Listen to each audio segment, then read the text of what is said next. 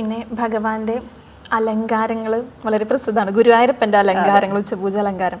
അപ്പോൾ തമ്പുരാട്ടിയമ്മയ്ക്ക് അതിൽ ഇഷ്ടപ്പെട്ട അലങ്കാരങ്ങൾ? ഞാൻ എല്ലാം കണ്ടിട്ടില്ലല്ലോ, അപ്പോൾ എനിക്കത് പറയാൻ പറ്റില്ല.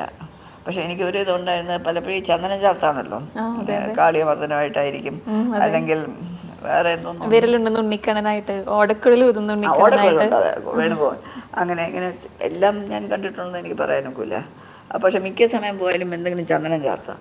അപ്പോൾ ഒരിക്കൽ ഞാൻ ഇങ്ങനെ മനസ്സുകൊണ്ട് വിചാരിച്ചു, ഭഗവാനെ ചന്ദനം ചാർത്തൊക്കെ വിശേഷം, എല്ലാവരും വളരെ വിശേഷമാണ്, ഇതൊന്നുമില്ല, എനിക്ക് ഇവിടുത്തെ തൃപ്പാദം ഒന്ന് കാണാൻ പറ്റുന്നില്ലല്ലോ. അതൊന്ന് കാണാൻ പറ്റിയിരുന്നെങ്കിൽ അടുത്ത പ്രാവശ്യം പോയപ്പോൾ ചന്ദനം ചാർത്തില്ലാതെ കണ്ടു.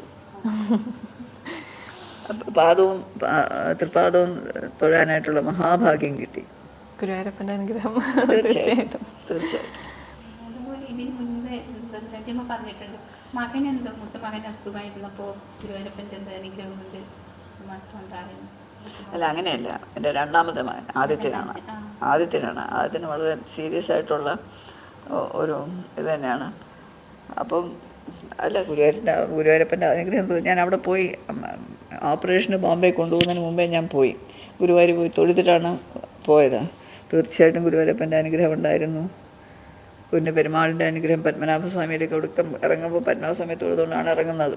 പിന്നെ പല സ്ഥലങ്ങളിലും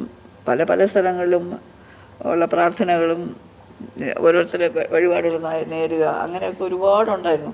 അപ്പം തീർച്ചയായിട്ടും എല്ലാ ദേവന്മാരുടെയും ഏതെല്ലാം അതിൽ മുട്ടിയോ, ഞാനല്ലെങ്കിൽ എനിക്ക് വേണ്ടി വേറെ ആൾ മുട്ടി, അല്ലെങ്കിൽ അവർ തന്നെ മുട്ടി കുഞ്ഞിന് വേണ്ടി, ആ വാതിലുകളെല്ലാം തുറന്നു എന്നുള്ളതിനെ പറ്റി സംശയമില്ല.